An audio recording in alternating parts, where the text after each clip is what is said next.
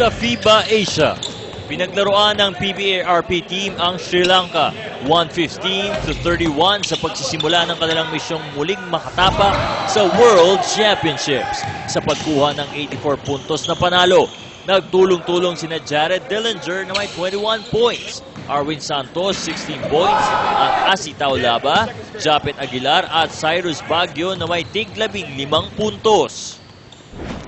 Sa ating mga kababayan, sa mga sumusuporta dito sa Team Powerade Pilipinas, masasabi namin sana suportahan nyo kami. Hindi kami nangangako na kaya naming ipanalo lahat ng laro namin, pero pinapangako namin na sana ay ibibigay namin ang best namin.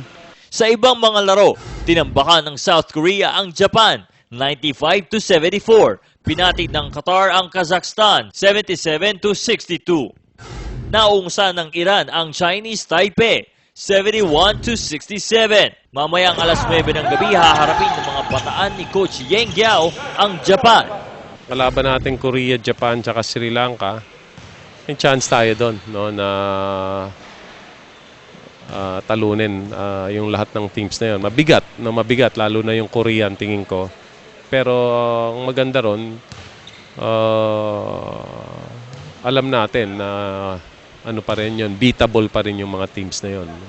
Sa NBA, pumayag na si Portland Trail Blazers guard Brandon Roy sa 5-year worth $80 million contract extension. Pinapirma na ng 2 taong kontrata ng Detroit Pistons ang kanilang first-round pick na si Austin Daye. Lumagda naman ang multi-year contract si rookie guard Jermaine Taylor sa Houston Rockets. Sa boxing, ididepensa naman ni Vitaly Klitschko ang kanyang WBC heavyweight title laban sa Mexican-American na si Chris Arreola. Si Klitschko ay may record na 37 wins, 2 losses with 36 knockouts. Ang kanilang paghaharap ay sa September 26 na sa Los Angeles.